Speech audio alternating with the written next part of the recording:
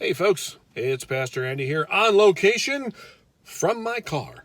Hey, just wanted to give you a few thoughts today. Not all of them are connected, but just some thoughts to pass along as we continue to stay connected and updated on what's happening. First, I want to encourage you a little bit about ways that we can be loving our neighbors. During this time, you've heard a lot about small businesses, people being out of work. I just want to add my encouragement that if you have the ability to support small businesses, whether it be a restaurant or shop or something like that, please consider doing that. People's futures, people's livelihoods could be on the line. And perhaps if you're a person of means, you can not only go in and maybe buy an item or a meal for you or your family, but maybe perhaps consider a gift card that you could use to bless a neighbor. And that way you kind of get a double blessing out of it. For them, you get to bless a neighbor and you get to bless that establishment. So just something we want to encourage you in. Also, in the financial end, want to thank those of you who have continued to contribute, to give your tithes and your offerings, whether it be online or sending things in. That's important. It's appreciated. Much of our budget is what is called fixed costs. There are things that are set that we don't necessarily have the ability to adjust on the fly, whether that be like mortgage payments, utilities, payroll, and of course I had mentioned previously some of our partnerships with missionaries and international workers. And so thank you for that. But the other thing I want to encourage you in, if you have the ability beyond your regular giving, our benevolent fund is probably going to become front and center in not too much time down the road. As the economy continues to react to the things that are going on in our world, it's very likely that we could have people that are either out of work or temporarily out of work, and we want to be in position to be able to respond well and generously as appropriate. So I want to encourage you to continue to give to our benevolent fund in addition to regular giving, so that can be bolstered up so we can respond well.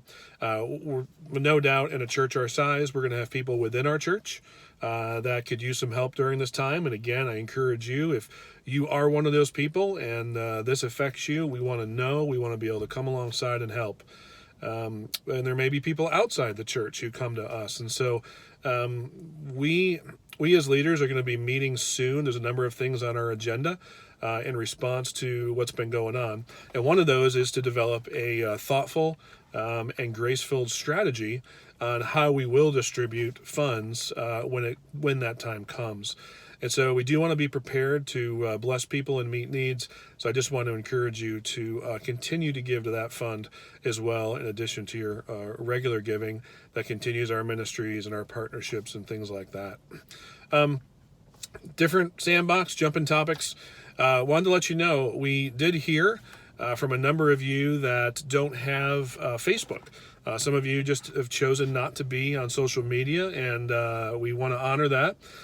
In response to that, we've been investigating, and today we did some testing on some alternative ways of streaming the service, and we are going to be able to send links out tomorrow in an email that will have a direct link to watch the service, regardless if you have social media or not.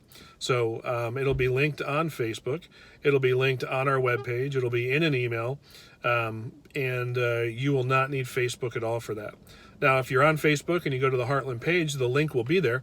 It'll also be on our website. But just want to let you know that we heard you on that, and we've investigated ways of doing that. Tested today.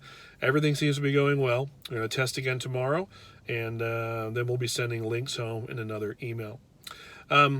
Also, in terms of the service, I want to let you know it's great that we had people last Sunday. We had people on Wednesday night for prayer meeting, especially with the multiple venues now, if you will, ways to stream, whether you have social media or not.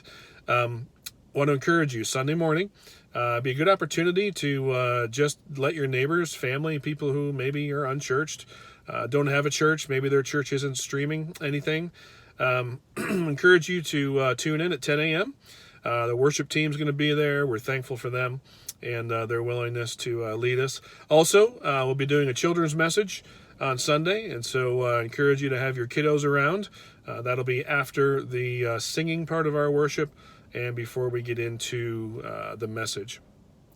One final thought on that. We are doing our very best to provide connection, to be providing teaching, and just continue the ministry of the church through technology. And while we're thankful for technology, just want to mention kind of the obvious, but it might not be so obvious in today's day. Our online stuff, where there's a lot of pretty neat things we can do, will never be a substitute and never could be a substitute for the body of Christ meeting together in the local church. There are things that you just can't substitute. When the word says that God inhabits the praise of his people, we know that. When it says where two or more are gathered in his name, there he is also. There's something very unique about when the body of Christ gets together. There's something very unique about those kind of gatherings that cannot be duplicated online. And so I hope, like me, that you are yearning and longing, and they're starting to stir up in you this desire to get back together. This desire that you're missing something because you're not there. I look forward to the day that we can regather. In the meantime, like I said, we're going to do our best to provide as excellent of opportunities to connect and stay connected as possible. But let it not ever be a thought in our minds that this could be a substitute, a replacement for what it means for the local church to worship together. So until then, we'll look forward to seeing you online Sunday morning, 10 a.m. And we miss you. We love you. And we look forward to continue to serve you in this way. Thanks a lot. Have a great day.